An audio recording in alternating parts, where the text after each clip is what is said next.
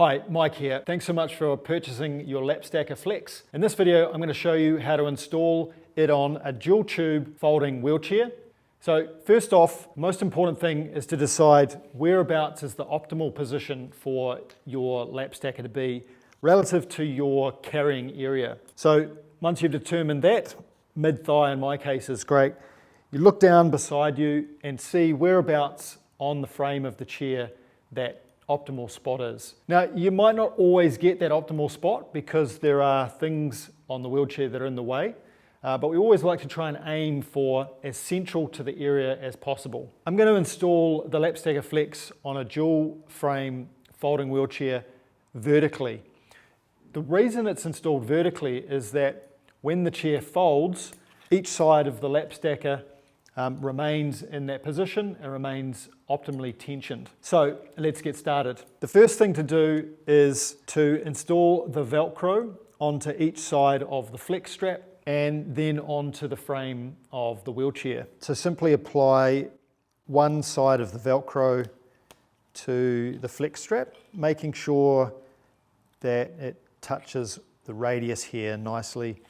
Press that firmly so there's no air gaps, and then you can repeat that for the other side. The next step is to take an alcohol wipe and just gently wipe down the area on the frame where you think the LapStacker is going to be best for you. We're going to do that on the top and the bottom of the dual tube frame, all the way around.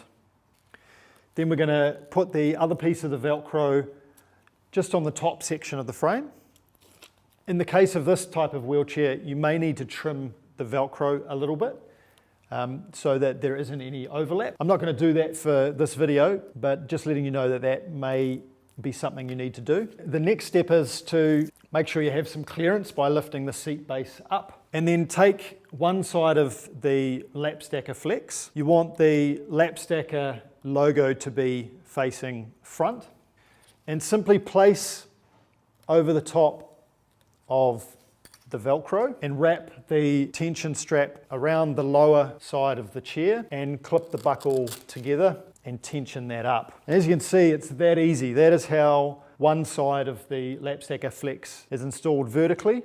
You can tidy up the loose end of the strap with the rubber retainer ring that's supplied. And there's one final step, and that is to thread through the webbing into the buckle holder. So you make sure the retainer is open, and then simply slide the webbing through the slot.